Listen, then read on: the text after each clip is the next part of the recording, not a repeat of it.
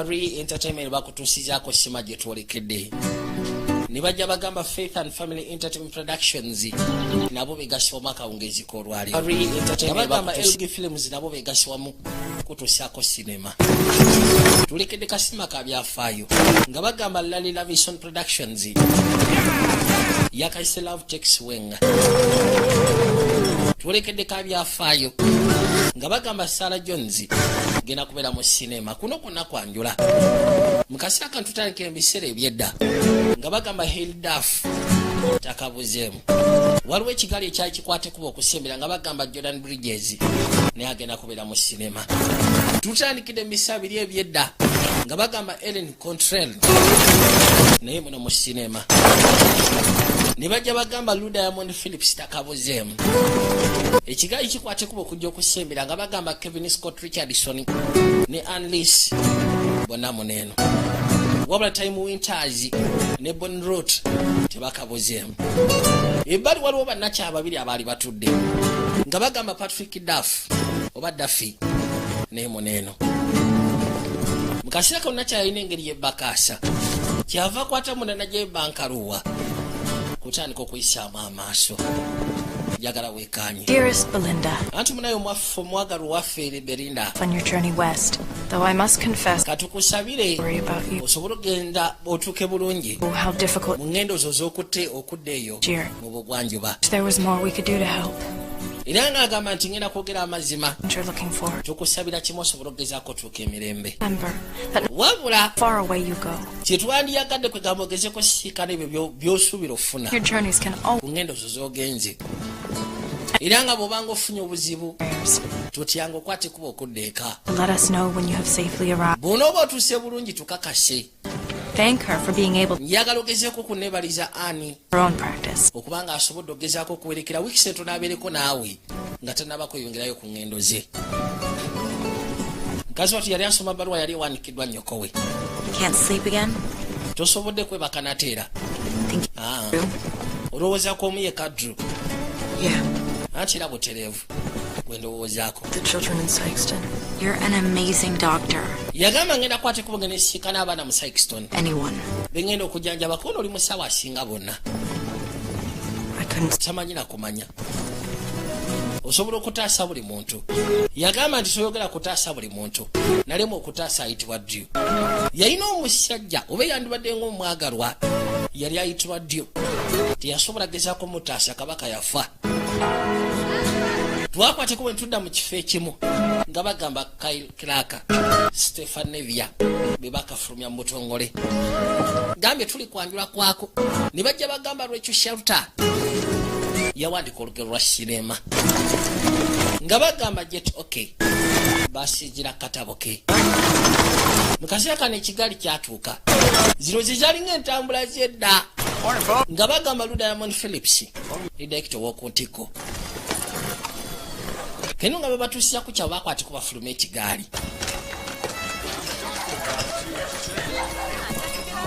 kaalo kaliyo keesuulidde munda Missouri Why, it's lovely. mbutuufu kalungi eki Sykeston. Sykeston There's nothing here. tiwali kye tuyinza kugeraageranyako gamba mbu kabalagavu gwe kikyo kalowooleza I pictured exactly. nze mbutuufu I certainly didn't think it would be this nabadde sirowooza nti kajja kubeera bwe kati primitive. kali primitive nnyo sijja kulimba oli yaseka busesi bakwate kubo ne bajja kusooka ne bateeka wasi etwala zaabwe bombi basawo Who we're supposed to speak to, but kati ani gwe tuteekeddwa ogenda maaso n'okwogera naye Can't believe you're putting the interests of those no account orphans over the good of this town. I am doing no such thing, Ray. Thank you, sir.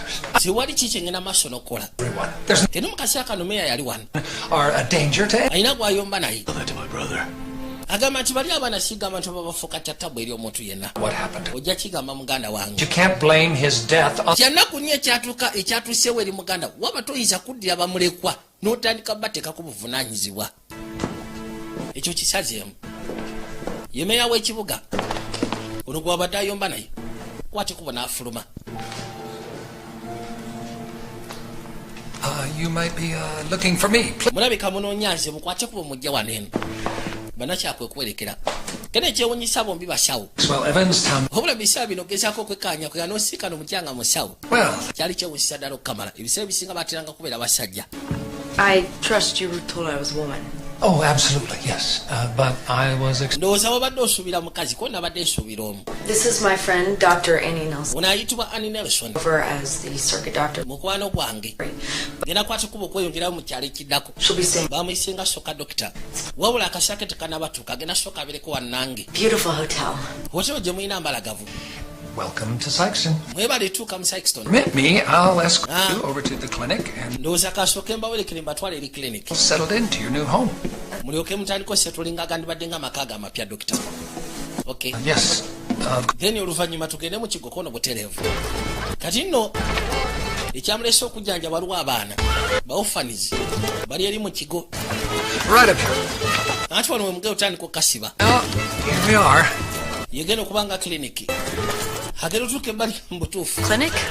wano wagenda okubeera kiliniki I've made plans to expand it, but anti twalina pulani zizogenda maaso nogezaako gaziya ekifo naye nga bwomanye ebyesimbi nezigenda zibulamuko inside the living quarters are tufaayo ebintu tobikakkanya wano wano wenyini ka kiliniki emanju waliwo amaka we mugenda otandika osula kwekubayisaawo bakwatekubo ne batuuka munda kutuuka ebbali ne batambuza amaaso kyava soka kakkanya entwalayi. When was the last time you had a full-time doctor? mulundi kigo mwasembayo kufuna full time doctor. Doc Ross died 6 months ago. Dr. Ross yafa emyezi 6 egyesse emabega Since then, Under the... wabula okuva lwe tetudanga amufuna musawo ng'abeera waneeno for 30 years. amaze emyaka 3 ng'atukolera I don't ever. wabula sijjukira kubanga yali akopulayinzeeko ku kifo kyenkuleseemu. We'll fix this place up in no time. wama tujja sobola ogezaako kitereeze watali budde. At the orphanage, I would guess that house calls might be a necessity ndowooza kati tukwateko osooke mbatwaleko orphanage. into their bed. But it's not just the orphan. wabula si orphanage yokka kati yeyina obuzibu oba abaana abamulekwa si be balina obuzibu bwokka. And John and Meredith Pine have come down with it as well.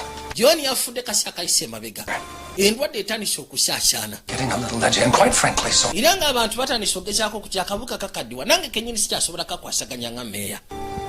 Your quarters are at the top of the stairs. mugenda sula eri waggulu gye mujja okuyita awo mugende waggulu. ababuuza mwasembayo ddi okufuna full time doctor kwegamba musawo bakolera ssaawa 24 mu wiiki myezi 6 musawo gwe badde balina yafa myezi 6 egiyise emabega. kati waliwo ekirwadde ekyagudde ku kyalo kyekyabale kitogezaako otumya omusawo ono yasooka n'atuuka ebbali n'atambuza amaaso. Well, isn't that bad? naye akafu si kabi nnyo It's a balcony. kigamba ekiru kyabyonna kalina balkoni tusobola ogendako wali maaso kabalaza yakwata ekubo najja yekanye kafu ye abadde akanyomye ye ate mukwano gwe yanyomye kalwe n'agamba kali primitive baatuke bali kusooka ne batambuza amaaso bekkanye. A lot of them, yes. I knew it would be a change leaving Boston. The two of us went through 3 years of medical training at Boston University without so much as a lick of help from the men. And without a woman in sight. We're gonna be fine. And so am I. bagenda otuuka ebbali okwekanya nga abasajja bangi. ono yamugamba twamala emyaka 3 nga tusoma ebyeddagala mu Boston. twatoba nga tuli basajja bokka nga tetulina mukazi mulala gwe tulabyeko kene wano tujja sobola ogezaako kiyitamu siagala ofune bukutya. The Smithy here for years. Here for step. oyo ayitibwa Lee Owens abadde Black Miss Smith okumala emyaka wano. ono ye kabaka abadde ayomba ne meeya namugamba naye sirina kyakukolera kene yakwate kuba agezeeko muleeta mu kigo ebeera bamulekwa. Well, here we are. ndowooza tutuuse ye yakoma eri You aren't coming inside? kyogamba tugenda kukwata kuba okujja munda. I have some appointments. waliwo appointments era gye ngenda okukolako. Sure, we'll be seeing each other soon. So ndowooza nkimanyi kakusibuli wano tujja kuba tulabagana oluvannyuma comfortable. mu bunambiro. So just let me know. bw'onooba kwegamba sikanye kisakuletera kubeera kafati budozi kanzije mazima wamutuuse bali yadduka buddusi. ono yamanya kyabika ebiri munda byonna si birungi. mukazi wati kyava akwateko n'ayitawo yajja erudda bwatuuka ebbali yakonkona I'm sorry. waliwo namukadde yaggulawo Visitors. onoosonyiwa tetukyetaaga bagenyi Here to visit Miss Clarence. anti mulabe mukyala Clarence nsize wano kukyala I was sent here to tend to the children. mpitibwa Belinda Simpson bansindise wano kwekkaanya baana I'll take a nurse. I am a doctor. twatumiza musawo naye ate batuletedde nasi kono ndi musawo I'm byenagambye mu biseera bino abakyala kyali nga kizibu ogezaako mukonsiralinga ng'omusawo yamugamba kale tewali tabuyingira ono yabadde abuuza basindise nasi ba basindise musawo yena mukadde alabirira abaana bamulekwa ababeera eno nakyabwatuke bali nasooka tambuza amaaso Pardon me. ati sonyiwaamu I try to keep the healthy children outside abaana batali balwadde mbagamba ne bafuluma ebweru as possible. balemegezaako okufuna buzibu nga bwe kyetaagisa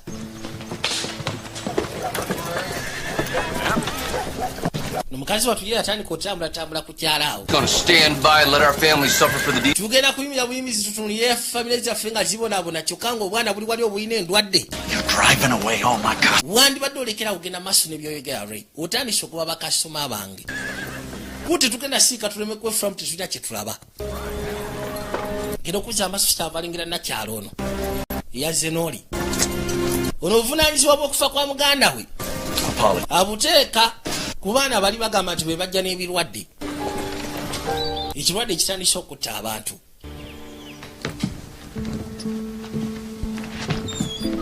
namukadde yakwate kuba ne yeetikka Belinda We lost one just this week. anti wiiki eno munaye omwana omulala yafudde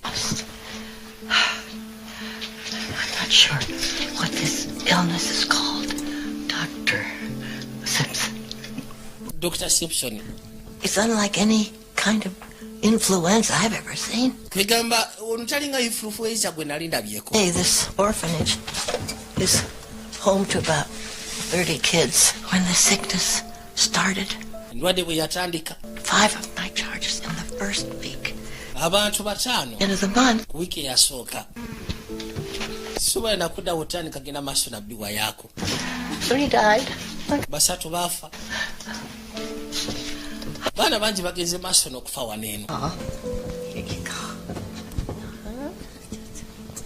kwate kubo n'atuuka ebbali I've enlisted the healthy children who run the place, but I'm worried that I'm endangering them.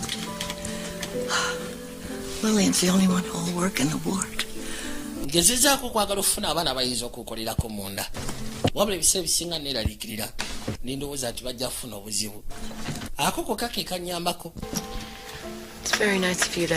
kirungi ogenda maaso n'okuba nga oyambako bw'otyo It's an important job. ate buli mugwa mugaso gwenkola era nga tuteetaaga muntu w'ebbali tuyamba Away from you. wayisize kujjako omulimu gwo Because we don't trust strangers. ffe tetwesiga bagwira genda maaso natuyamba Need someone they know looking after them. bano abaana beetaaga omuntu abamanyi ogenda maaso nobalabira okusinga ku ndwadde ze balina kirwa kyafu Quite the handful. butuufu oyo ye ayamba She's something. She's tenacious, but an immense help to me. kikazi kyattu kisufu bambi Stick your tongue out for me. osobola okufulumizayo olulimi tulabe kyava sooka atekayo kanapima body temperature There isn't one. Nobody's gotten any better. tewali yagezezaako kusuuka bonna bagenda maaso nakulwala bulwazi ono ye kabaka ayitibwa re bamuyita Russell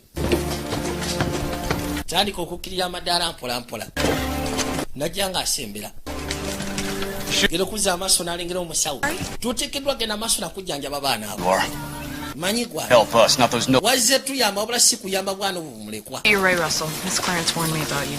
It's me. anti munaye gwe Russell You have no idea what you're getting involved. meeya yakundabuddeko kuno nze yandibadde akulabula Concerned, but I can take care of myself and nsobola okgenda maaso n'okwerabirira of everyone in this town. era ekyandese kulabira buli omu yenna ali mu kibuga wano. Fearing folks who don't deserve this plague visited upon us. No one deserves. Yamugamba abantu b'oku kyalo kuno tebagwanira kirwadde kyabakyalidde, kuno tewali agwanira kirwadde kyaze ku kyalo. They come from beggars, liars, and thieves. Abo abaana bava mu basabiriza abalimba mpozi mugasseko n'ababbi bo ne bo bafa tetufaayo. What are you talking about? I ain't. Gwe biki by'oyogerako ze sinze nnyinza okuddirawo. On the prairie to die. Kinawunyisa okuba ng'oyagala abaana abato Wasn't your problem? alisi bagende maaso n'okufa. You to stay out of this. Akuleetedde obuzibu gwe Owens bivwemu. Ray, Ray, I've no business bothering the doctor. toyina nsonga lwaki ogenda maaso n'okusumbuwa omusawo. Folks, Let God help the unfortunates.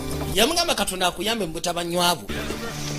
Wabula ekyakulese kuyamba abantu b'oku kyalo si baana bali bamulekwa. Sente ezikusasula ziva mu ffe.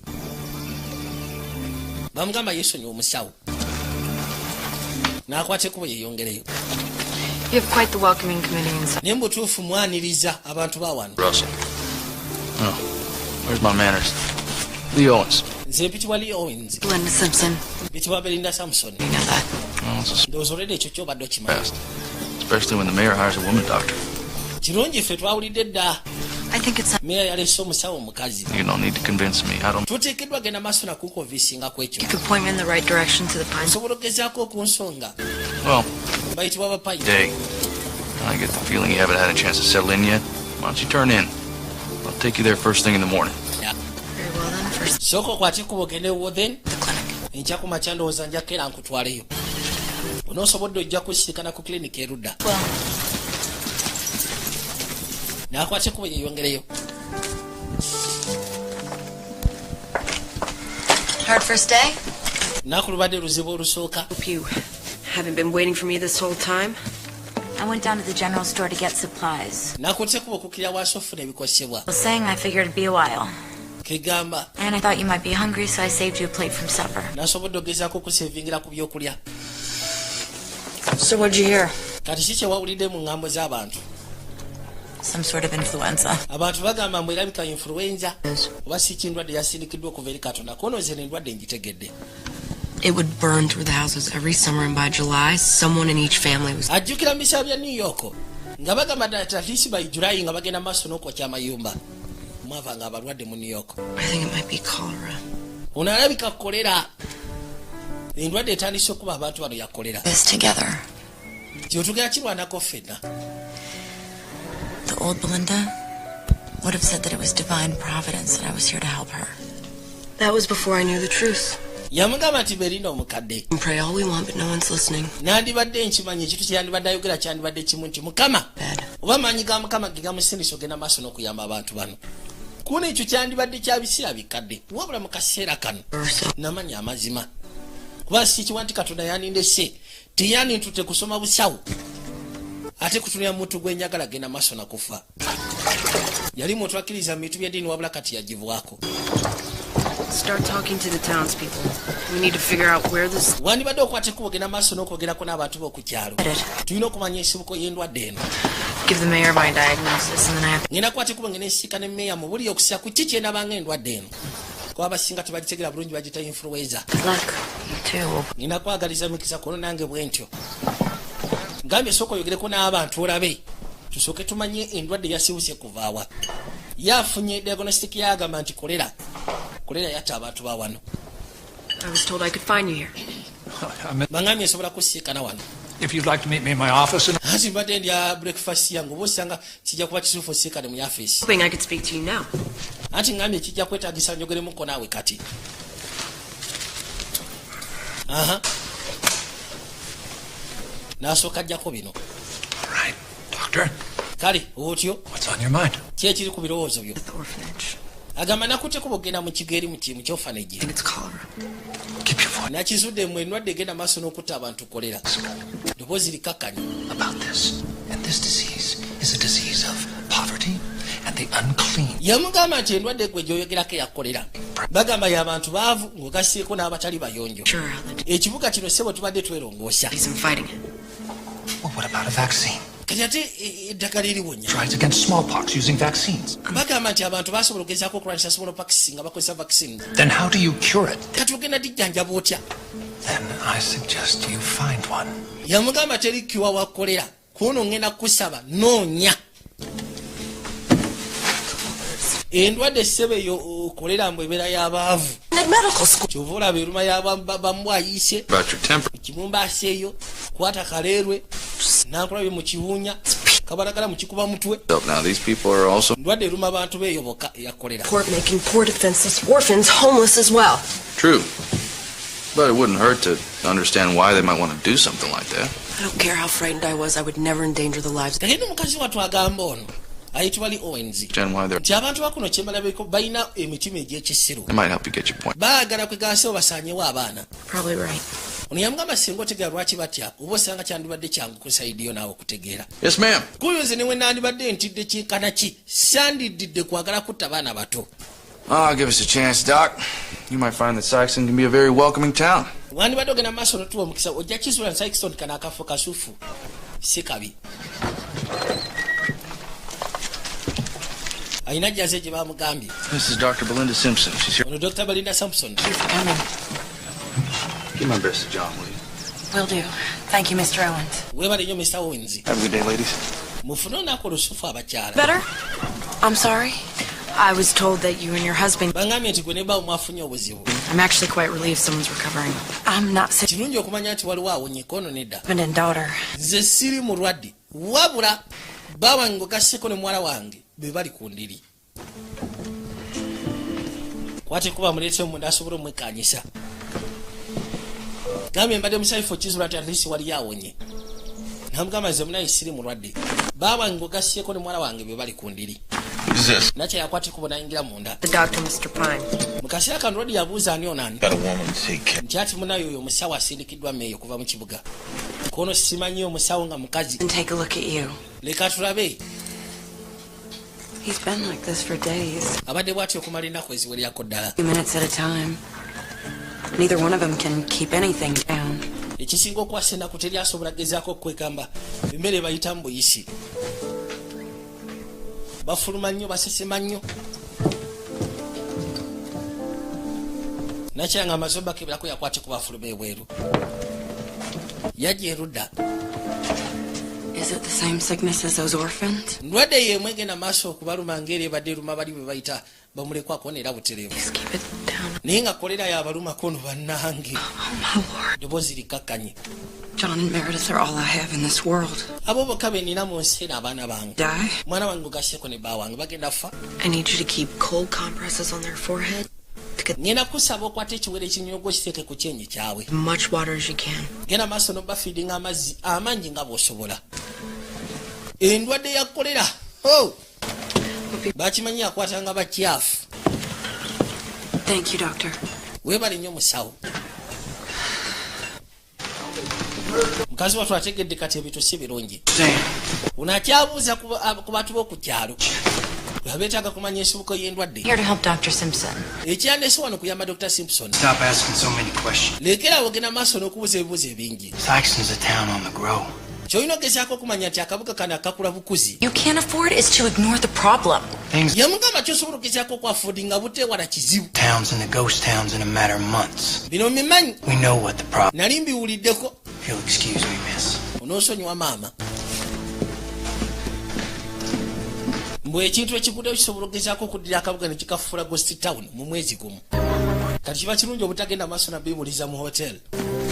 Ye n'akwata ekkubo n'adduka amuviiridde. Stop it, we're gonna get caught.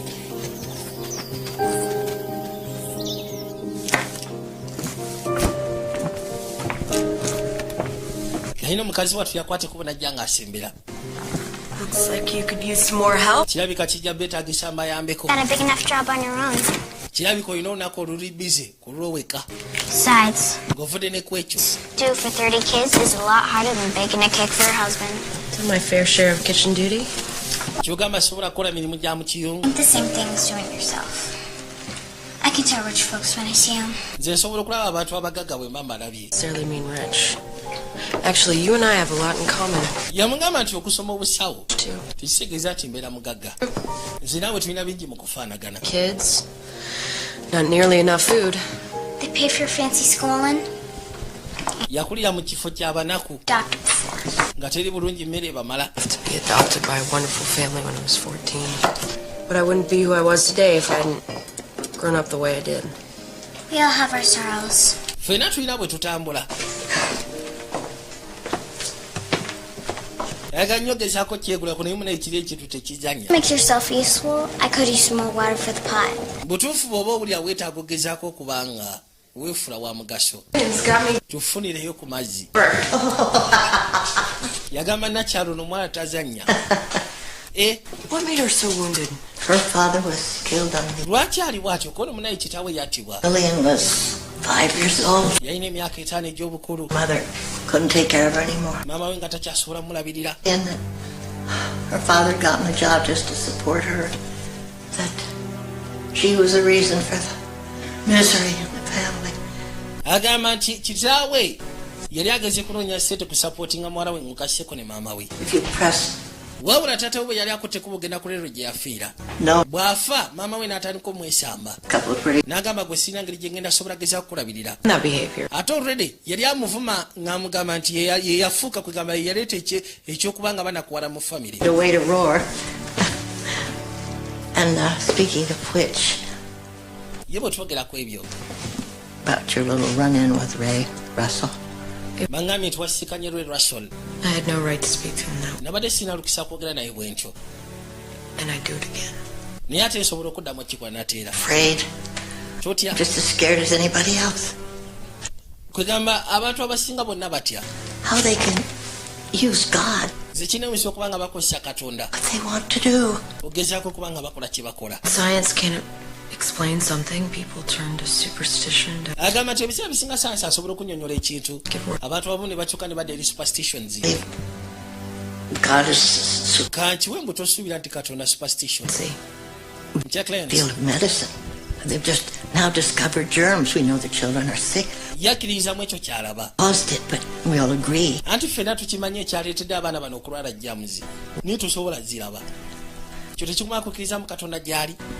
Just as we can't see God, but kigamba kye kimu. The effect of it. Tetusobola gezaako okulaba Katonda naye tusobola okugezaako feelinga effect ye nti waali. And with microscopes you can see. Jamuzi bw'oba okutunudde microscope osobola oziraba. Haven't had the opportunity to. Anti era kye kimu. Singa ofuna omukisa okusembeza Katonda mu mutima gwo. Read the Bible, Miss Clarence. Nali nsomye Bible mu kya Clarence saagala oginkake. My views are formed by my own experiences and they are not up for discussion.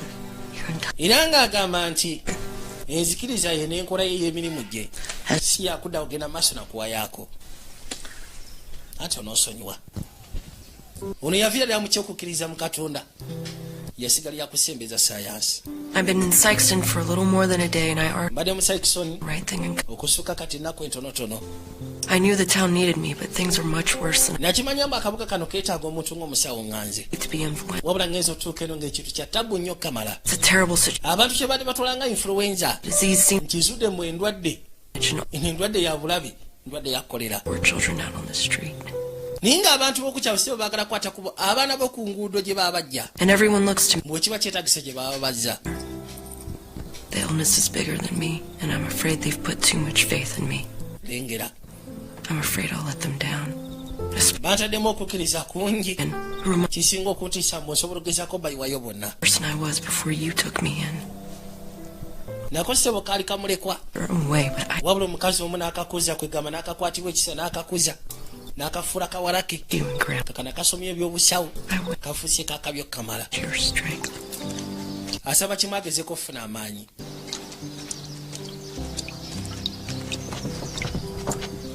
Baakwata kubo ne bakomawo ku kigo nateera.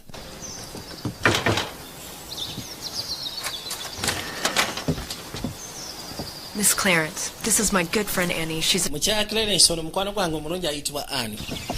Anti muyingire. Yabasabirawo bakwate ko bayingire munda.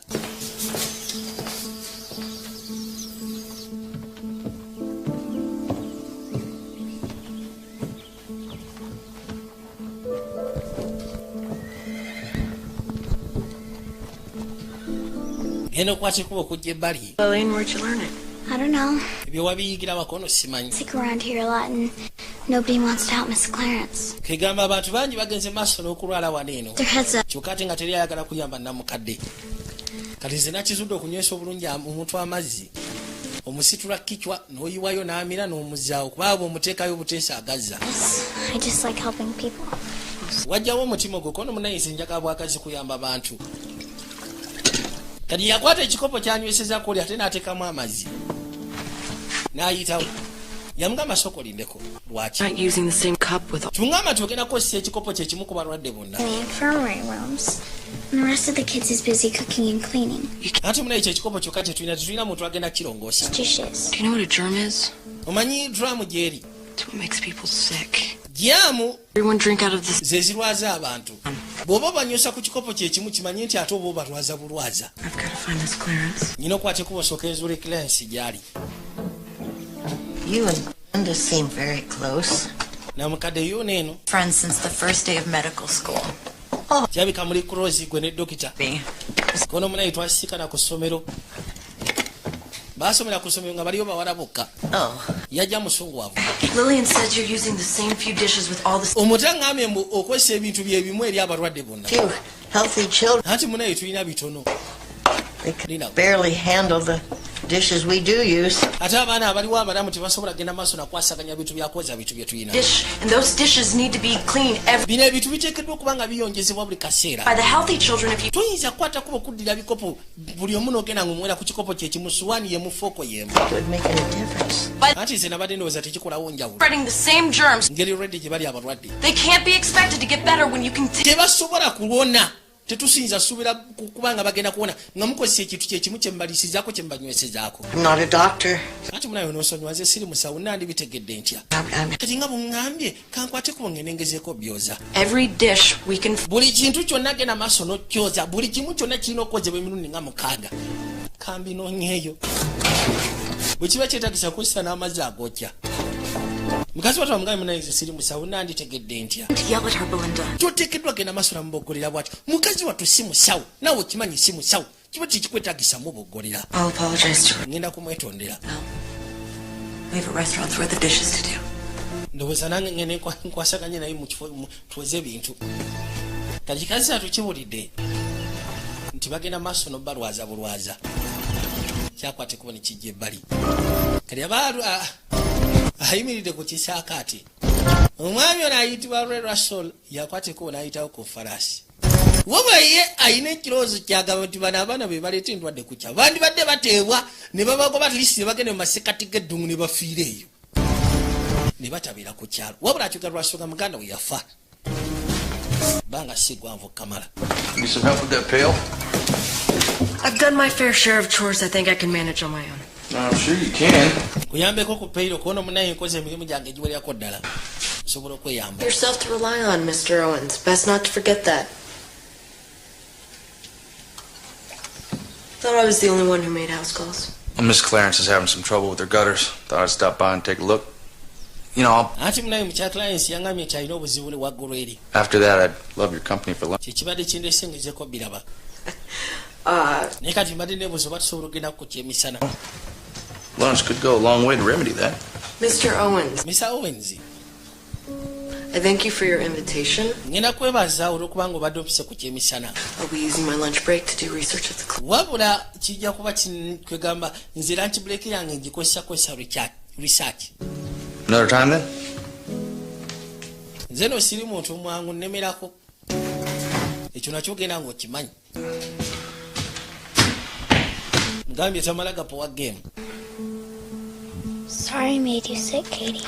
I swear I didn't mean it. Promise. Ono mukazi watu yakwate kubona gyasiikana Keti.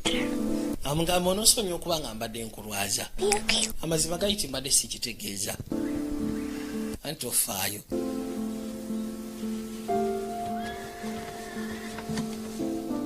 He's getting worse, isn't he? He's fighting Mrs. Pine. Ndowooza buli lukyagenda maaso n'okuba nga abeera bubi.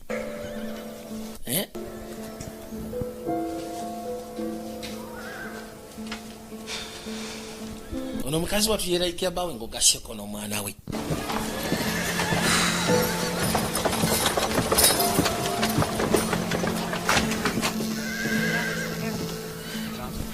Yakwate kuba okomawo. Genda okuzza amaaso nga bamuleetedde ekyemisana. Loodisebo gy'ali. Ate nalowoozaamu kakuleetere ku byokulya. I thought I'd Help you with your research. nasazewo okuyambayo ku research wo. Oh, I can read. Mmanyi okusoma, tulowooza mwe simanyi kusoma. Okay. Just tell me what you're looking for. Gwe sooka omuli eki kye weetaaga. Musimba ebitabo. N'ekyo kiikyo. Weebale kujja kunnyambako. Juya yali akasaba katula ku kyemisana kamugamba nze lunch break yange gikozesa kola research. Because it doesn't make sense. The orphanage doesn't grow their own food. It comes from the farmers. The farmer. Ekinewunyisa ekisakola makulu emmere abaana b'omu kigo gye bali eva mu balimi. Kyokka ate abalimi bo si balwadde. Lwaki abaana balwadde? She doesn't have time for a garden. Banoonya nsibuko ya ndwadde. Genda maaso n'okuyisaamu amaaso.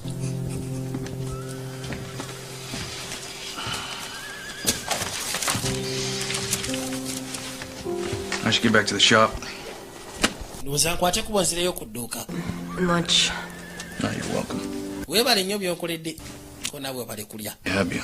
I could use a few more defenders. Well, I grew up in an orphanage just like that. I know what it's like to feel like you're nobody's. Weebale genda maaso na kudifendinga abaana abo. Kegamba kijja kubeetaagisa ofuna abantu abayinza obawuliriza. Kono sibawuliriza lwakuba njagala obawuliriza. Nze nakulira mu kigo nange kyabamulekwa. Sobola okugezaako okutegeera embeera gye bayitamu. Ye nakyala. Rodi n'agenda.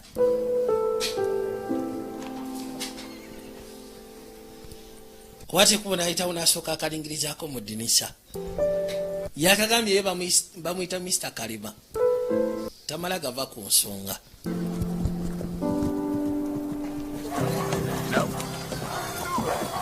What's Hattie Clarence doing in town? Make her tell us the truth, man! Hattie Clarence... Abantu no batandise okwekyanga. In this town. Bagamba namukadde akola kyero mu kibuga kyaffe lwaki tabeera eri mu kigo kye. What do you think is going on? Olowooza ki ekigenda mu maaso? Anti tugende twekkaanye tulabe. Baagala goba namukadde mukyala Hati. Kiyala ensimbo akwate kubadde mu kigo akola kyeno mu kibuga. Yagala tulwaza. Concerns one at a time. Banaye ngenda gezaako okwasaganya ebintu by'abantu omu ku omu. Now, Betsy Donovan, and this plague is spreading, folks. Eno endwadde etandise okusaasaana bannange. Can't be responsible. Abaana si be muteekako obuvunaanyizibwa. Started. They haven't been. Abaana bano si be baatandika endwadde eno. Endwadde. Our taxes pay for that place, Hattie, don't you forget. Emisolo gyaffe gye isasulira ekifo ekyo teweerabira. Mumaze ebbanga ki nga temuteeka wadde 10 mu orphanage eyo. And they just left it there to rot. All right, now. Abaana mwagala kubaleka awo bagezeeko ovunda baffe. Personal as it gets, Mayor, that woman is playing with our... Oyo omukazi atandise okuzannya n'obulamu bwaffe. To those children for what's happening here. Temuyinza kunenya baana abo olwa kino ekigenda maaso n'otuukawo waneno. Doc Simpson says... Tetumanyi ndwadde kikono. Dr. Simpson yayogedde kolera. Ndwadde ya kolera yeetuluma. Katonda wattu. Gwe mukazi gwe n'omanyamu ndwadde ya kolera. About this and you didn't warn us. N'omanyamu ndwadde ya kolera n'otatubuulira. Good now, does it? We need a real doctor, not... Twetaaga omusawo wadde tetwateka muntu atambulira mu kifaananyi kya wayi tomuvuma. Manyi n'oli avaako mangu waya. To give Dr. Simpson enough time. Ngenda basaba Dr. Simpson tumuwe akaseera akamala mukazi wattu anoonye eddagala. How long are we supposed to... Kinaatwala bbanga ki tumale kugwa ku nsi. All right, now that's it. Kimala. That is enough. We will... Ekyo kimala. Town meeting tomorrow night. Tugenda kufuna town meeting enkya kiro. We will decide the fate and future of the orphanage. Tusalewo eyandibadde ng'entuuko n'ebisa by'omu maaso eri ekigo ky'abamulekwa.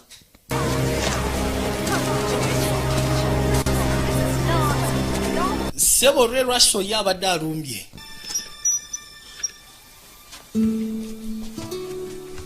Ono yakwata ekkubo n'ayitawo ebbali.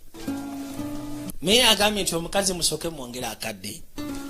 Mulabe kikyanaaba asobodde okukola. Mukazi wattu olw'obukaawe yakwata bukwasi ekkubo n'agwa ebbali mu buliri. Yalina akafaananyi k'omusya gwe yali ayagala yali ayitibwa Dre.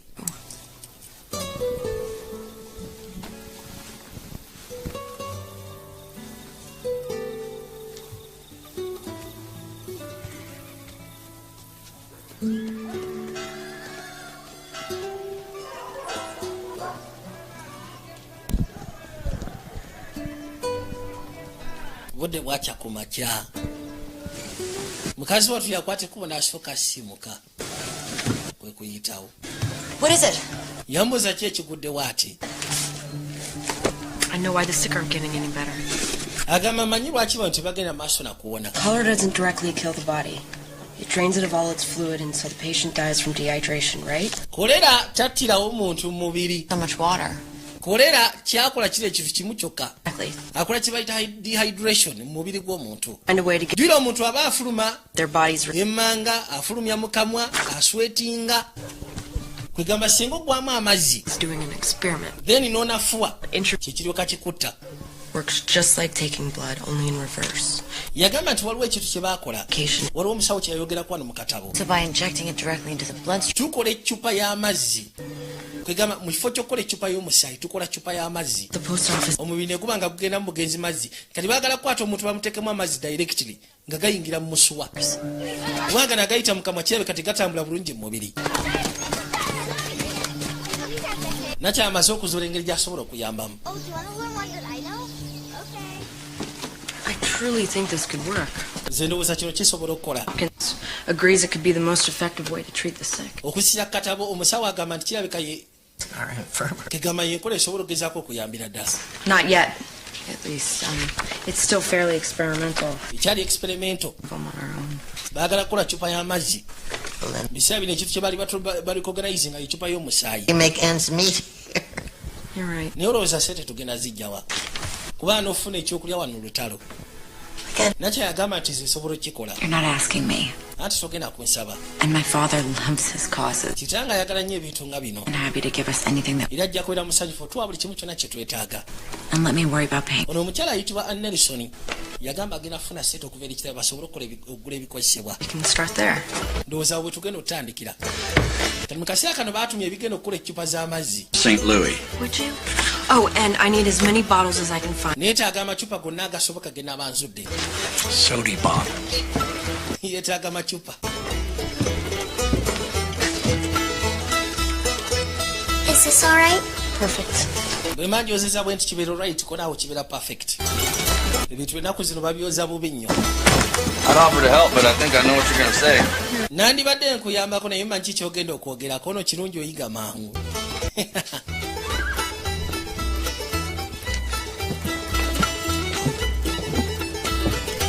Bagenda kukola ccupa z'amazzi naye ng'agamba ekiri experimental.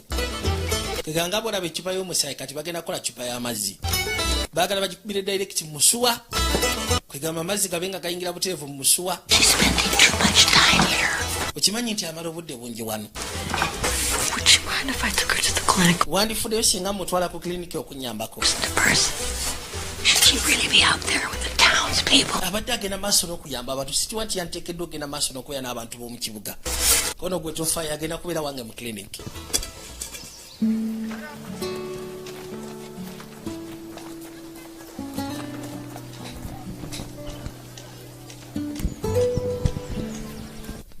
Kwate kubo n'amuleeta batandise kola bombi eno nakyo.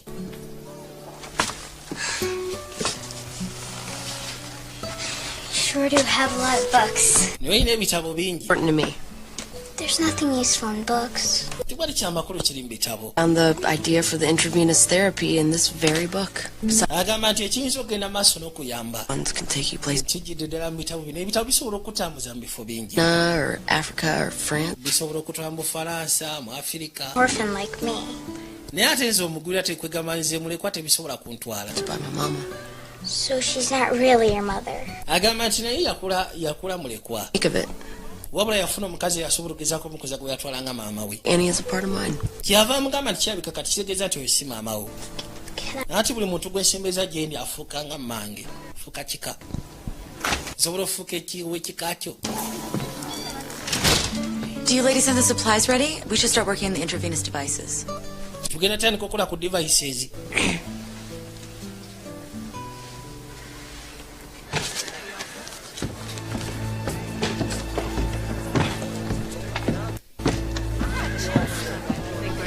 Kalina oseba olukiiko lwatudde edda. Weebale nnyo. All right, everybody. Kale mwenna. Now, I want you to all understand that I hear your concerns. njagala mwena mugezeko kitegeera nti mpulira ebyokufaayo kwammwe. But what if sending the children away doesn't stop the... naye kati bwe muba musindisa abaana ne mubagoba ku kyalo endwadde neetakoma mugenda kukola ki? And then the death of innocent children will be on your hands. then abaana bwe munaaba musindisa ofiira mu kkubo obwerere omusayi gujja kubeera ku mmwe. Is working on a new treatment. She just needs... banaye kye mulina okugezaako kumanya nti Dr. Simpson ayina treatment endala gy'akolako empya tumuwe akadde. All right, then we'll put it to a vote. then kati awo tulonde. All those in favor of giving Doc Simpson mwenna abaagala Dr. Simpson omuwaayo ka wiiki. new plan, say aye. njagala mugambe ayi. Shut down the orphanage, abaagala shutting down orphanage will say nay. mugambe neeyi. All those in favor? abaagala dokita tumwongere wiiki ayi. Nay! All right, the aye. bano abanneeyi batono kale. 1 week to show some... Dr. Simpson tukwongedde ka wiiki. We will reconvene then. Take another vote. then oluvannyuma lwa wiiki tujja kuŋŋaana Go. tugende maaso n'okulonda. We're in here. Move along now. kale muteme. batu basabye basooke bamwongere wiiki. wabula oli omwami ayitibwa Russell amulaba bubi.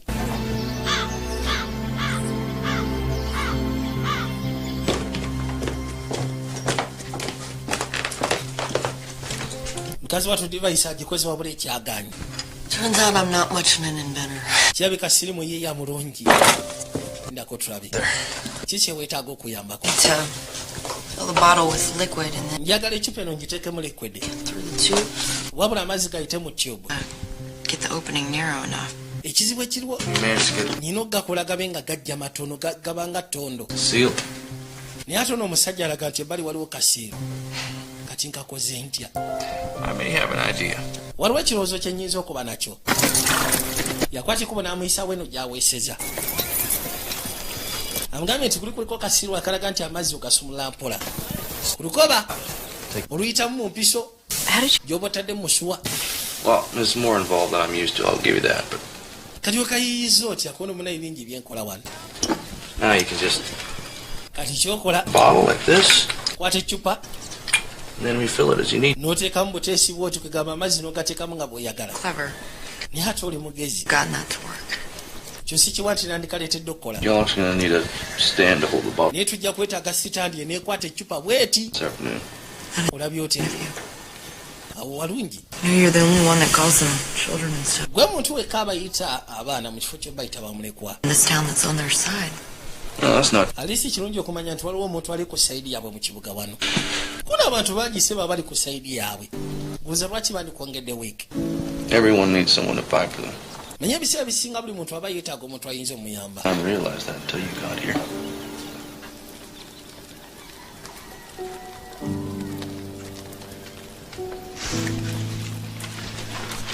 yakwata ekkubo n'asembera afunyemu ekirowoozo nakya yamudduka buddusi. I need to go. nina okukwata ekkubo genda. Just bring the rest of your supplies down. ndowooza ebikozesebwayo bisigadde nja bireeta oluvannyuma. bw'oba tofudde. Help. I know of someone. You? Lillian. I think she could use the company just... ngenda kusindikira omuntu asobola okugezaako okuyamba. I'll stop by the orphanage and pick her up this afternoon. kale nja kuyitirayo ku kigo mu kima emisana g'olwaliro. ngambye kiri ekiwala ekifo kisobola omuyamba ku mirimu. abadde rodi afunyemu ekirowoozo. nakyala yadduka. She sure is. okimanyi nti omusawo yaŋŋambye ndi mugezi. I would have. You know, if I had her kind of book smarts. nandibadde mugezi nnyo singa nange nali nasoma ebitabo nga ye. Well, I think she's right. ndowooza mutuufu. All right. Okay. Started on the next set of tops. I'll just go get some water. genda osooka ofune ku mazzi. Dr. Linda says I'm the only one to lwaki tokwata ekkubo n'ondagirira gye gali? put me in the direction. njasobola okugakuleetera. I'll take it from there. You'll take. gwe ndagabulazi bwe gali ebisigadde nja bikwasaganya. Of course, I'm sure. okakasa tofune buzibu otiye. gali wali eri.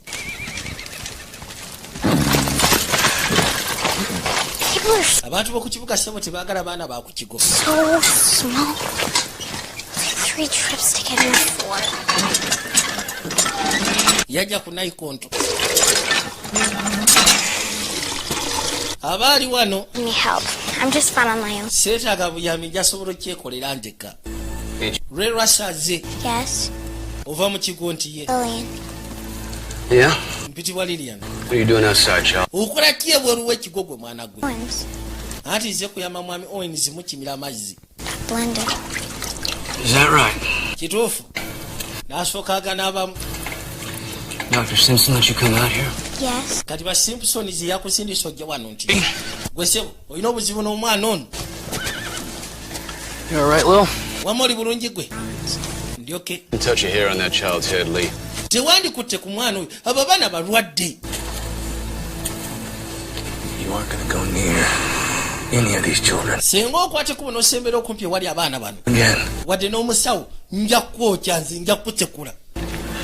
Owulire nja kwettira. Wamma gya ntugende. You sure you want to be touching that vermin? Okakasa wandyagadde ogenda maaso n'okwatirira akaana ako akalwadde. For God's sake. Ray, they're children. Lwe bano baana bwana. Lwaki obateekako ennugu ng'olinga agamba nti bantu bakulu?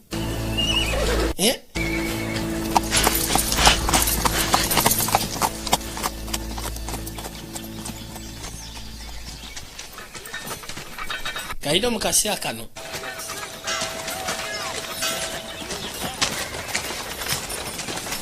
baba kwate kuba okuvayo ani yamugamba Certainly can't make breakfast tomorrow without them. kangende nsooka enkima ebyokulya sobola gezaako malako breakfast nga sibiina. Why don't you go check on Lee's progress? Lwaki sogenda n'ogezaako laba rebya munne wa Owens byakoze nze ngenda nfuna ebyenfuna mu sitowa nja kusiika naawe tugende genda olayo byakoze oba biwedde.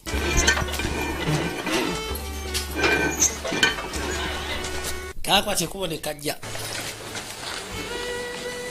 Lillian had a lot of fun with you this afternoon. Well, I enjoyed her company too. Nasobodde okunyumirwa kampani ya Lillian. Kiri ekito. Speaks very highly of you too. I'm sorry. Kakwogerako birungi byokka. Onoosonyiwa munayo gezaako panguluka luli. Tell me. I'm sorry about your husband. Anti munayo kitalo nnyo ku ekyo ekyabbaawo. Maybe you should have just taken out an... Lwaki ani bwe baba yayagadde okwagala okwogera ebinkwatako teyabifulumya papula z'amawulire buli omu n'amanya. Wouldn't. Like you a lot, Lee. I just... don't know if I'm ready. It's all right. I'm a very patient man. Yamugamba kimu kale kiryoke. And you're well worth waiting for. Ndi musajja mugumiikiriza. Ate oli mukazi agwanira okulinda. But, oba okulindibwa. I don't want you to walk away from this. Naye ate saagala okwate kuba okudduka kuva eri mukwano olw'okuba baawe yafa. I don't lose anyone. I'm not going anywhere. You don't know Nze saagala afiirwa muntu mulala yenna kono nze sirina gye ndaga. in this town. Gwe tomanyi ki kigenda maaso nakutuukawo. Thought about call. Ekibuga kirwadde abantu balwala. What's about every corner? Buli nsonda ssebo endwadde zibaayo. Let yourself out. Gwe tulowooza nti omusawo gw'onoofuna banamubajjamu ntebe. Era naye ajja tuuka ekiseera afe. Right? Wesegera. Well, whenever you're ready, bw'onooba omwetegeefu akaseera konna. you know where to find me. Ndowooza omanyi okusikana nze sirina tabbo. Anti era buteevu manyi omwami Owens. Have a good day, Doc. Funa olunaku olusuufu, Dokita. Ono Lede yamunyumyanyumyako dda. Si bukagambye dda mutuufu aba yandiyagadde okwogera ebinkwata ku lwaki tafulumya katabu. Buli muti yenna akimanya ku kyalo. Kiri bulungi nti ekiri bulungi. Kwaki kuba najja ng'asembera. Mugumyagumyako. Buli kimu kijja kubeera okay. My dearest Belinda. Anti munayo Belinda. Sorry to hear of your struggles in Missouri. Kyanaku ogenda maaso n'okuwulira engeri gy'otoba Missouri. But worry for your safety. Wabula ffe twelayikidde kubaawo okw'obulungi. Truly believe that you have been sent to help the people of naye ng'ate tulina okukkiriza ddala mu butuufu asindiki wagenda maaso nakuyamba abantu beeyo. Wonder why we were given such a heavy burden to carry. Ebiseera ebisinga tubeerawo ne twewuunya lwaki waweebwa ekizito bwekisi ekyokwetikka. We can handle. Even when naye nga kusiya Katonda tewali Katonda muntu kintu kyawa muntu nga tamanyi nti asobola ekikwasaganya. times and reassures me that everything happens for a reason. Era nga kino kinkakasa nti buli kintu kyonna ekituukawo ko si kituukawo lwa nsonga. I look forward to hearing from you soon. Era nga Love, Mama. nsaba kimugenda maaso nakuwuliriza mu bwangu ddala.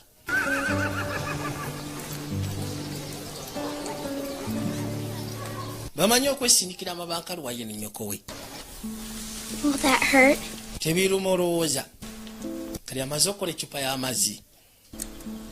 Yasegedde kolola asiba akamulamu kamuzi mazzi. Laba.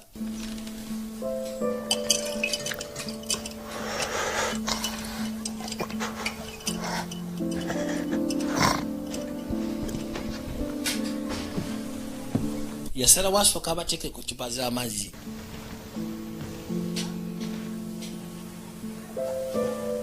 Will this make them better? I think so. Oza kino kinagezaako baterezaako n'obwendowooza. Bill Dobbs got chewing gum stuck in his hair, and he tried everything to get it out. Ono yatandika okunyumiza mukwano gwe. His head smelled like rotten salad. Olaba atanyiga. Kitty, can you hear me? Osobola okumbulira Keti? Ati kuwulira. Kabadde katidde nga kamanyi oba afunyemu obuzibu oba asiseemu.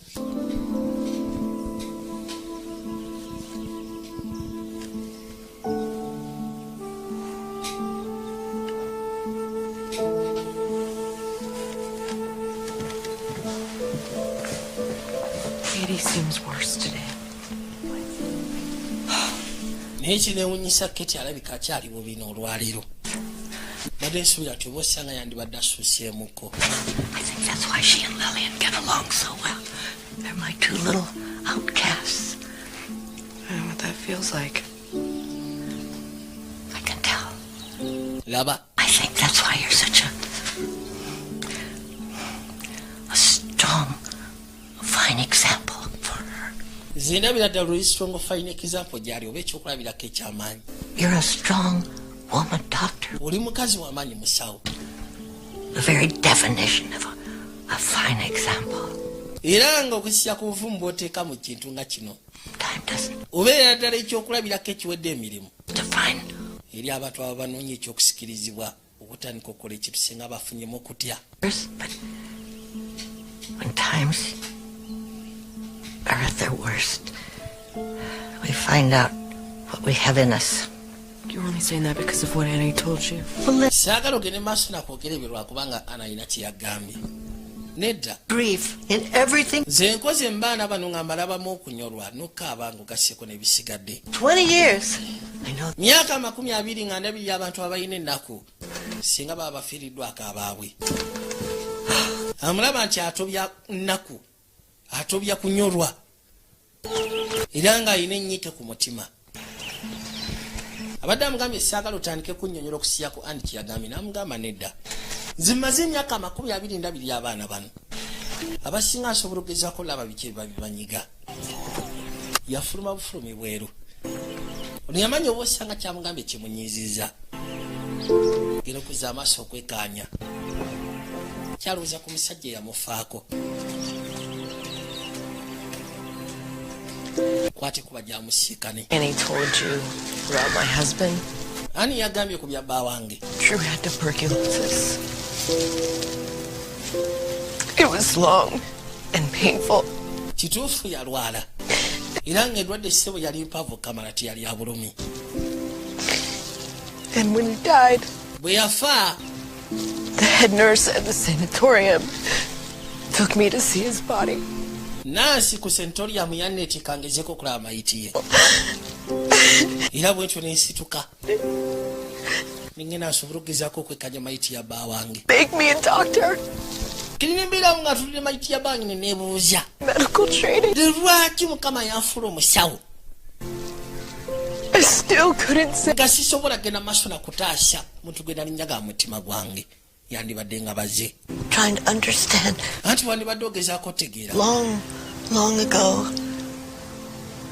Maybe we're just not meant to.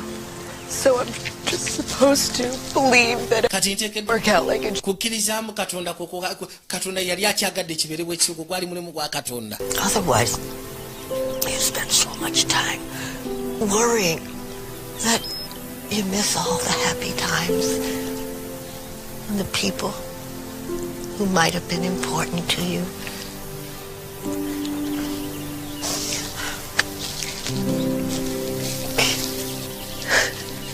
Yasema mukazi wattu amugamba ekintu kimu nti oba osanga ekyo kikuleetera okulema okugezaako okumanya n'ofokasinga kyandibadde kikulaga ng'essanyu eri abantu ab'omugaso ng'olowooza ku kimu ekyessanyu kye wafunanga mu muntu gwe wali oyagala. Mukazi wattu yali atuusiza akaseera okwata ekkubo ogenda eri gy'ateekeddwa okugenda okukola. Thank you for everything, Annie. anti bwe bali nnyo buli kimu kyonna kyonkoledde ani ekyo kyo sigenda kyerabira. I wish I wasn't saying goodbye. Kale ngamba singa mbadde sigenda kusiibula. Be in Kansas before you can even... Nja kujja mu Kansas mu bwangu ddala nga tonnaba natuuka ku nsuwa.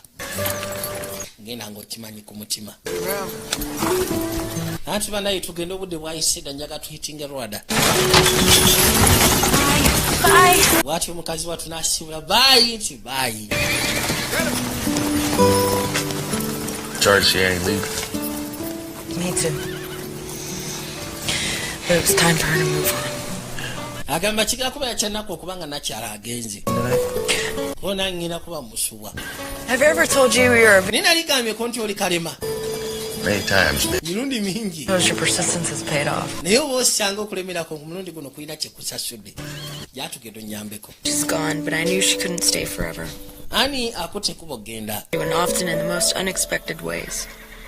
I've met a wonderful man named... Waliwo omusajja gwe sikanya ayitibwa wali Owens. If I can let go of Drew, or how I'm even supposed to.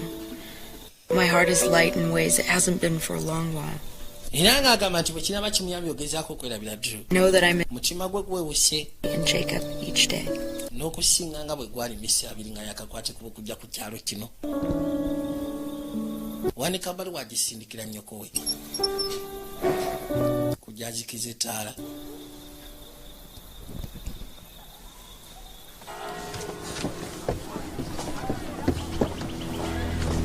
Kati no kumacha kwa asubuhi. Kazi watu abakwate kuba okutambula. Dr. Simpson. You have to come quick. Oyina okwate kuba okujja wange ng'obudde bukyali soko gy'olabe.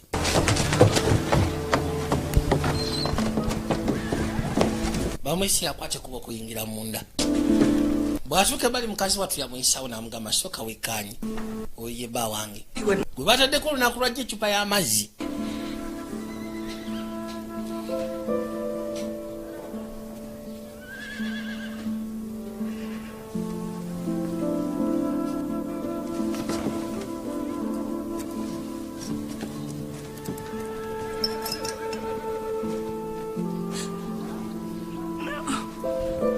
Mukazi watu agenda omutukako kubanga amukwatakwatako.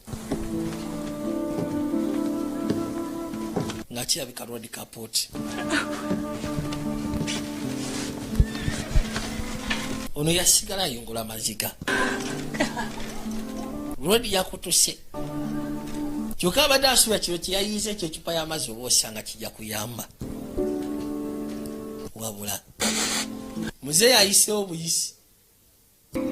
Ala. Kati bitandise omusobera. It's all right here. Kitty can't be dead. Munaye Keti aganye okuzuukuka. Genda okwate kuba okujja n'eno. Nga kirabika ne Keti yafudde. Please make her better. Banaye mumuzuukuse bambi. Sometime during the night. It's not. Yafudde kirabika mu masekati g'ekiro. Kuno si mufu. You'll be all right. Kikazi kyaffe kirya nkikaba kigamba si mufu. So sorry. Ate munaye ekitalo. Better. Kitalo tabitereeza. Oyo kitalo talina kyatereeza. Miss Clarence, are you okay? Okay. Kalino nena mukadde. Mukazi watu n'asooka akongoka. Yitawo n'asooka agwa ebbali. Yakwate kubona jjayo ebitabaala b'ewaabwe yagenda mu kya.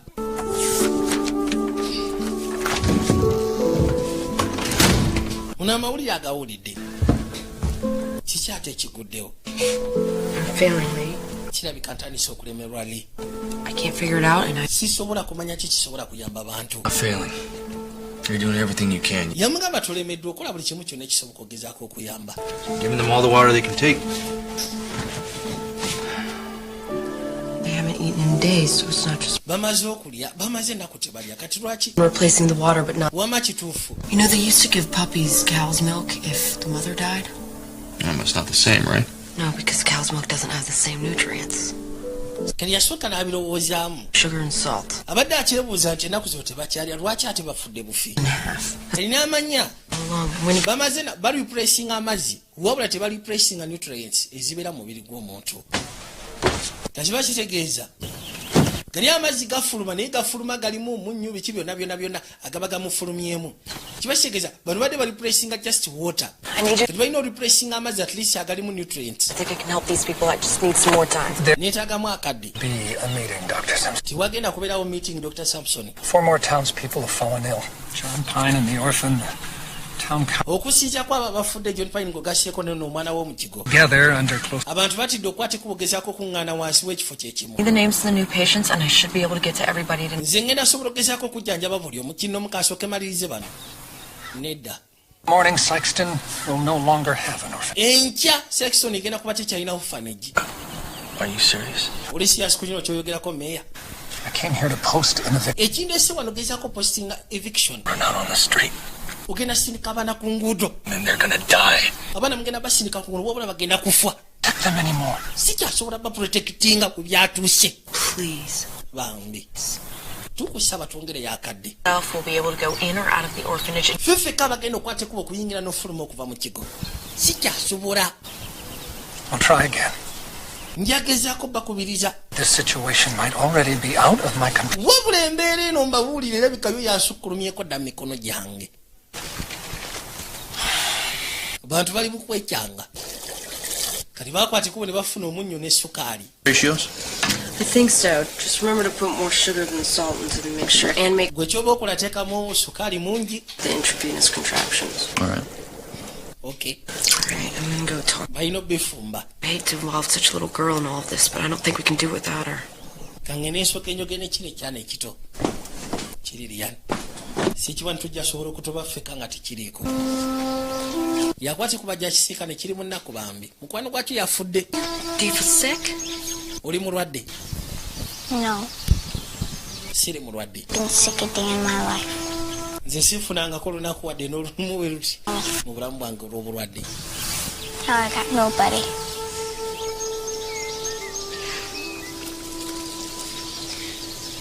I didn't know, Dr. Linda, I swear. nze munayi nabadde sibimanyi To hurt them. saategeezeza kwata kuba obalumya ate kikyoyogerako anti munayi gwe wagamba nti nali mbalwaza nali ngenda baso nobanyweseza nobalisiza ku kikopo kyekimu I didn't know. nze saamanya anti munayi tolina gwe walwaza kono ye nabalwaza I shouldn't have said that. kale oba osanga sandibyogedde That I wasn't thinking.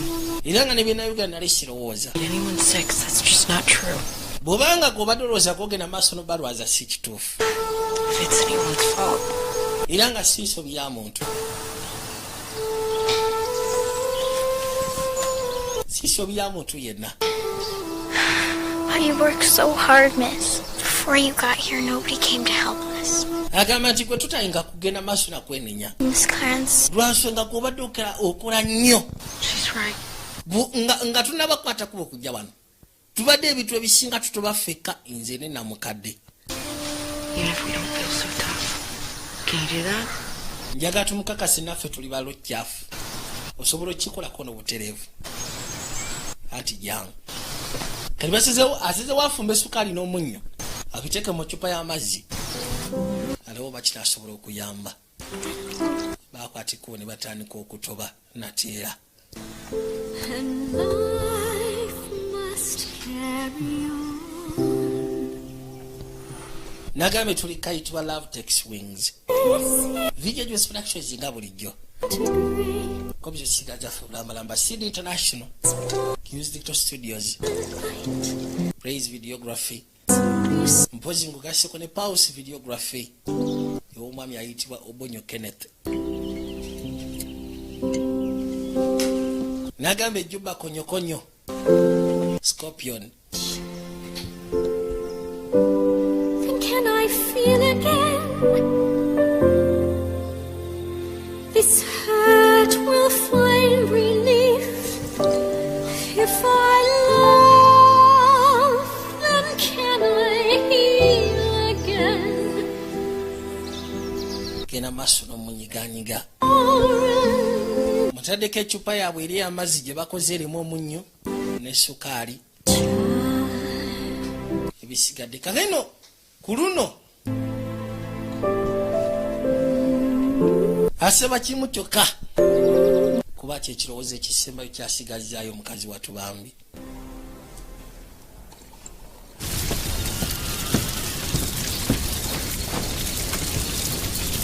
Bunagera ofuluma ebwera okwekaanya abaye ekigo kikuta omuliro, ekigo kikuta omuliro. Waliwo sseba abaagala okwokya ofanigi kujja bagezeko gizikiza. Mukazi watu yajja afuna amazzi, bajja bakubekube ku muliro. Mukazi watu najja ne baketi y'amazzi. Abantu bakwata kuba okujja okwekaanya. Roodi ono kirabika yakikoze kyokka ate ng'abika akikozesezza essanyu lingi okukamala.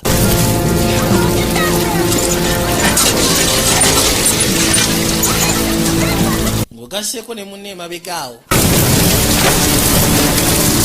Abantu abasinga si bo bazze bali wali batula butunuzi. Bano baalwanisa omuliro. Yeah, not let them orphans play with fire, Miss Simpson. Somebody might get hurt. Tekiba kirungi kukkiriza bamulekwa atandika kuzannyisa muliro kuba omuntu omu ayinza Sherifu yamugamba kati no mbeeko kye mukola. What in the hell were you thinking, Ray? Kiki obadde olowooza Ray? Yeah. Abaana bandifudde. But it's for the good of many. Ekyo kiba kiyamba abantu. And did tonight. We can't abide by this, Ray. Tetusobola kwata kubutambulira ku nsonga eno Ray. Let those no accounts be the undoing of this town. I'm proud of what I done. Nze ndi musanvu okusyako ekyo kyenkozi kasiya kati wenyumiriza mu kyekyo. Sheriff, oyo kitundu kyakasi ekyo kyokka omutwe gwe tugenda. Nze nyina emundu ku kyalo nzeka ojja kwekyanga nkubalule kichwa. You reap what you sow, people. You hear me? Manyi bagamba nti okungula ekyo kyoba wasiga. Mulya kye mbagamba. What you sow. Okungula ekyo kyoba wasiga kati musiga. Mujja ffa ge gajja okuba amakungula gamu. Genda akolima.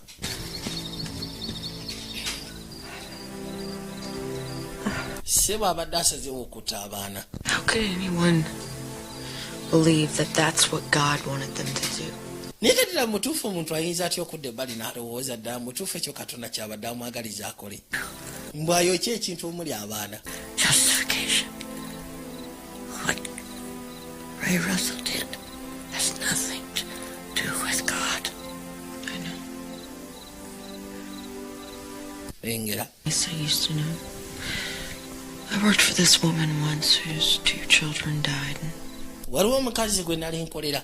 She turned away from God. Yalina abaana be babiri abafa bamina ensonyiwa ebya Katonda. Wondering, how could you not know that your faith would carry you through your hardships? And then, when Drew died, I waited to be carried for weeks, all night and day. I waited for a sign that God was there. Agamba nti ebiseera bisinga mubaamu abantu b'otanenya. Obeeraawo ng'okwatiddwa ennaku ng'ofunye ekikuguddeko ng'osaba kimu enzikiriza Yesu obulogezaako okwetika ekuyisa muzibu oba osikanye hardships. Nze bange bwe yafa nalinda ebbanga eriwerako ddala misana na kiro nga nninda akabonero akasobola okundaga nti oba osya Katonda gy'ali. Nekyali kizibu. Yamugamba gwe kyolina ogezaako okumanya Katonda singa omusaba abajja asobola okuddamu. Ati webake bulungi mu kya Clarence.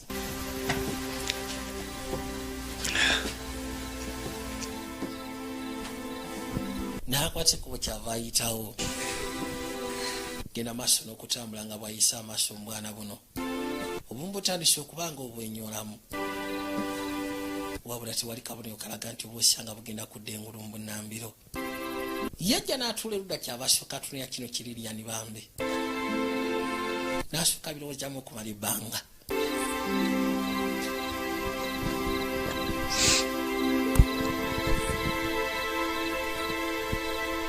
Yasitula amaaso eri Mukama.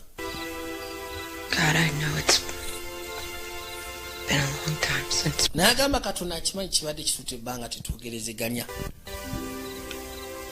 And I've tried to do right by this town. Wabula. By these children. Ku lw'abaana bano. And I don't know if there's any more I can do. Simanyi nti oba waliwo ekyaki esobola okugenda maaso n'okukola okusyako ebyo bye mbakoledde kati. These children deserve to be happy. Abaana bano bagwanira okubeera mu ssanyu. Bagwanira okubeera nga balamu mpozi n'okwagalwa. Let this be enough. Nsaba tulise obulumi bwe bayise mu kasya kano bube nga bumala. Please, I need you. Bambi nkwetaaga. Kano akasya bwe katuuse nkwetaaga.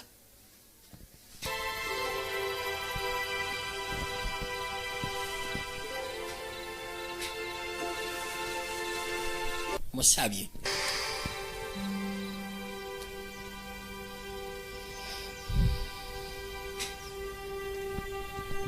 Kakayina obudde bwatandika okukya ku makya. Mukazi wattu yaswali nti yasobola kwata kuba okuda kliniki ye.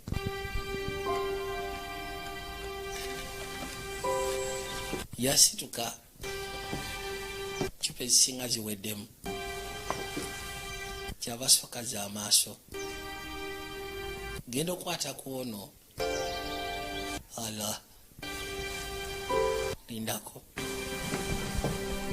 N'akwate kuba okulikira ku ono.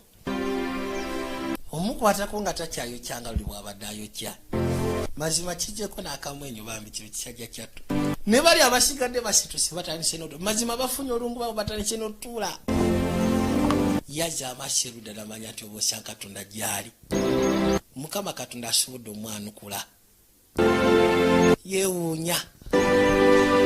Ebyana ebimusi bitandise n'otuula batandise n'okusituka bo bennyini beesitula. Omusujja gutandise obbaamuka. Yakomekerera agamba kimu Katonda we bali. Basobola kati okweriisa ono asobola okwenywesa. Katonda wa Just after dawn. Asi munaye bubadde bubanga obukyawe buti ng'atandise musanja atudde. For at least 2 weeks.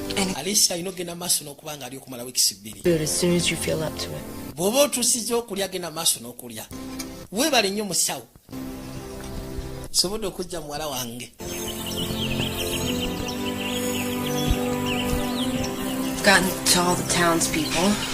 Not everyone has responded, but worse off will probably. Genda ogamba abantu b'okukyawo sinti buli omu avuddeyo. I'll take that. N'Alicia abaliwo bo batandise okuvaayo omwomu. Bakimanye. Linda. Yamuyita. Belinda. Ni mutuufu. Kasoda atu. Li ONZ yefunira omuntu kyewe yagamba waize celebration yange jagikolerawo.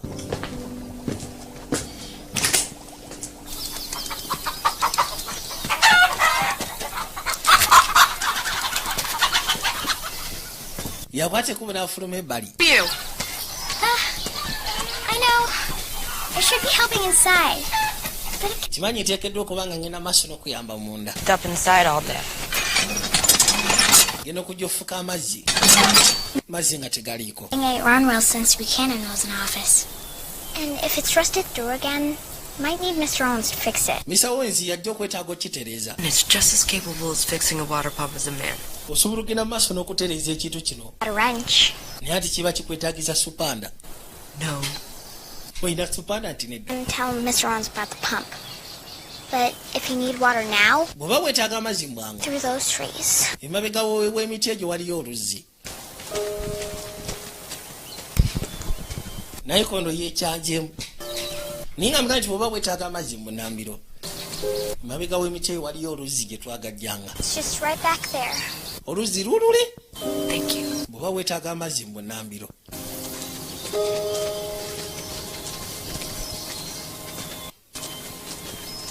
Yakwate kuba najja nga asalinkiriza nga bwasimbira mpola mpola.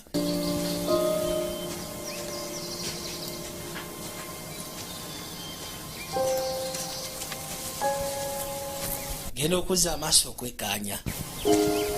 Oluzzi lwero maama ng'oluzzi lukyafu. Baasula muli kasasiro wa buli kala. Lillian told me about the water pump. Bambulidde ku water pump tefunyemu obuzibu. Well, You knew it looked like this. our town has Wakimanya nti oluzzi lufaanana bwe lutyo. since we got the water pumps up and running. Kono okuva lwe twatandika okugezaako okuba nga tulina water pumps oluzzi lubadde lufaanana bwe lutyo. The mayor tried to board it up a few years ago, but Meya yagezaako dugogola myaka mitono egiyise emabega naye I've known him. ngeri gye twafuna nayikoto nga teri afaayo ku byaluzi. Started. Weebale nnyo. Where you headed? Atoddawa. Need to tell the mayor to stop the town from you. Nyina ogezaako gamba meya alekerawo agamba abantu balekerawo okukozesa amazzi. You want me to tell the people? Oyagala ngamba abantu b'okukya balekerawo okukozesa amazzi ga nayikondo. Or at least boil the water for 2. Alisi basooke bagafumba okumala eddakiika eziwererako ddala. I know the well isn't safe. Kimanyi oluzi teruli safe. Except all of the water comes from the same. Amazzi ge mukozesa gava wansi eyo gava mu nsulo. Kyokka oluzi lukyafu basulamu ebikebe by'ebijigo basulamu ebijigo basulamu kacaciro mungi gwe basulamu kati kacaciro oyo yaleetedde abantu okulwala. That's why none of the farmers got sick. Kyekyo lwaki abalimi bo tebalwala ate ng'abalimi be baali baleeta emmere eri abaana bano. The orphanage. Kati abalimi bakwateko ne baleeta emmere eri orphanage.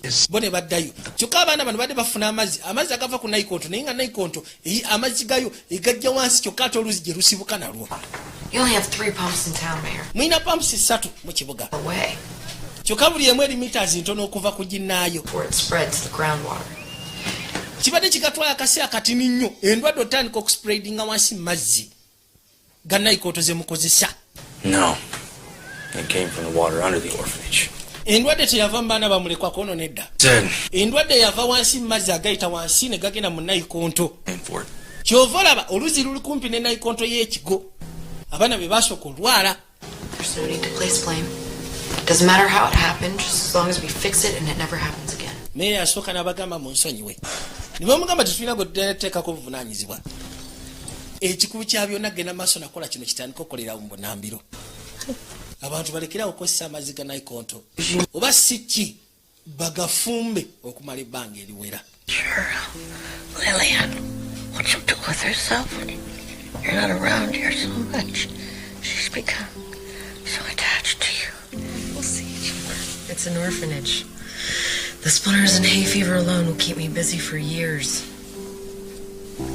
Saagala otye munaye eno orphanage omusujja gwokwo okubayita ngusobola okunkomera n'okumala emyaka.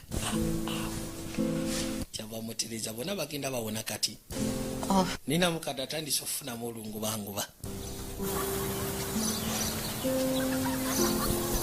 Kikazi kyatu kitudde ebbali.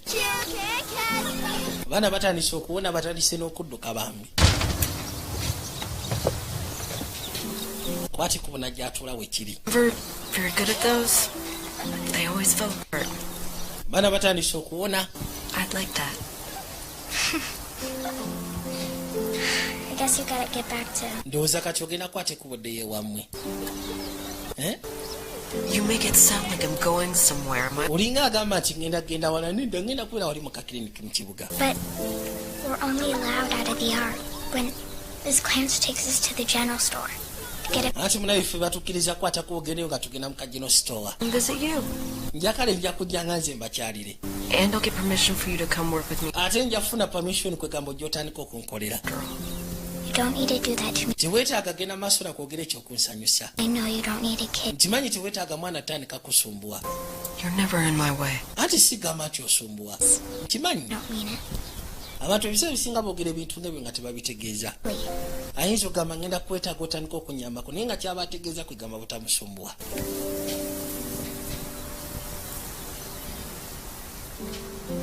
Well, there's another option. Kale waliwo option endala emu. What's that? Yeriwo oba. You could come live with me. Osobola okujja n'otandika okubeera nange. You mean it? Okitegeeza oba oli mulwali. Ati jangu. But you would have to focus on your schoolwork. Wabula tulina okugezaako okufokasinga ku by'okusoma kwo. Olina otandika okusoma. Help me. Then sijja funa buzibu onoobugenda maaso n'okunyamba. I want you to be a part of my family. Njagala obeere part of my family. Nange njagala mbeere part of your family. Love you, Dr. Linda. Mutuufu nkwagadde ate Dr. Belinda. Sigenda kuyiwayo ngenda kuba nkwagala bbanga lyonna. Kukisimba akafumito.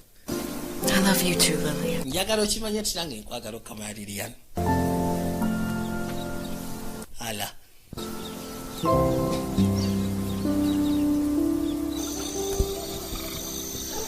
Kayina mukasi akantwadde ebbali. It's so funny. When I was adopted by my mama, she had my room set up almost the exact same way. Yeah, it's not. Kiri funny. Our privacy. Mukazi yankuza. yasetigire ekisenge bwengendo osula ddala mbutuufu nga kifaanana nga kino. Besides, this is only temporary until I... naye ekintu kyabina kyo kigenda kubeera kiri temporary paka nga maze About that, ku nsonga eyo I love you. njaga okimanye mukazi gwe nkwagala That's not going away. I don't care. ate ekyo tekigenda kuvaawo sifaayo. No, all the reasons you have for saying manyi olina ensonga nyingi lwaki oba olina ogaana. I want to marry you. wabula njagala kuwasa go ge mazima. No, this is all new to me. kino kyonna kipya gye ndi. But I swear I'm going to be a good father wabula ndayira ngenda kubeera taata omulungi and a husband to you. era ngenda kufuuka baze omusufu gy'oli. I would love to marry you. mbutuufu nange nandyagadde okufumbirwa. oli serious toli mulwali? Of course ngenda gamba yes. Okay. Mukazi watu yakkiriza omufumbirwa. Kya buli kimu kyonna kisobodde oterera. Alwanisiza endwadde ya kolera. Do you leave Ekyaddirira yali mbaga yaabwe. Simpson to be Meya yalina okukola ng'omupaatiri. honor and obey all the days? Nakyangu kaseko n'abaana b'omu kigo yali ludda.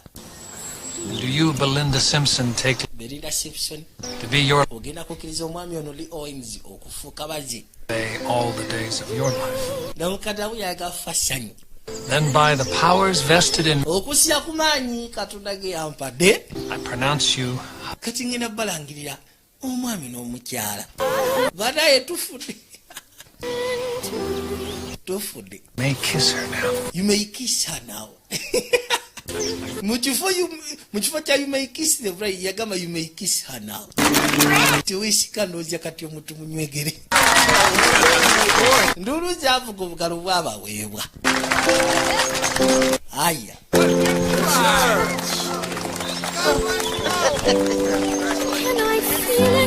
Webatyo. Bakwateko ne bajja nga baweebwa akafumbitu. Kafu buli omusebo yali ajagaliza mikisa miyereere. Mukazi watu kyali tasubira kufuna ku kyalo kino lyessanyu. Okusya kwekyo kyeyali yafuna okuva ku kyalo kyewaabwe omusajja yafa ate nga ye musawo teyasobola muyamba mu bwangu ddala. Lodi yakwate kubo n'asimira bagenda ka vacation. Who's it from? My mama, your grandma. Tugenda tusiika ne maama wange jjajjaawo. You sure do. Ku matiro Kamala. Working in the family department. You got uncles and cousins. Genda siika nayo ba ankobo bakazinizi bo baani bonna ogenda basiika naye. Tyler be crazy about. Nidira mutuufu. Crazy about. Omukazi oyo amatira atya nga ate tandabanga kunulwaso nga akumatira. Dearest Belinda, I wish we could have been there for your wedding to Lee, and the family can't wait for your next visit so that we can welcome our new son and granddaughter. Katonda watu. Basirike baluwa nga bagamba kyanako kubanga tebasobodde kubayo ku mbaga ye. Wabula kabasabe tebasobola okwata ekubugizako omwaniriza. Olunaku lwa n'abakutte kubogena maaso n'obakyalira. Eri mutabani we gw'anaabazadde omupya nakyala ali lubuto. Mpozi ng'ogasseko n'omwana gwe yafuna Lilian okuza. Weekatyo bwekabadde. Ne Kabaka Nasibu kagenda bagamba ko bizito mizanyirangako. Wesiga bwange bulambalamba. Samona Beauty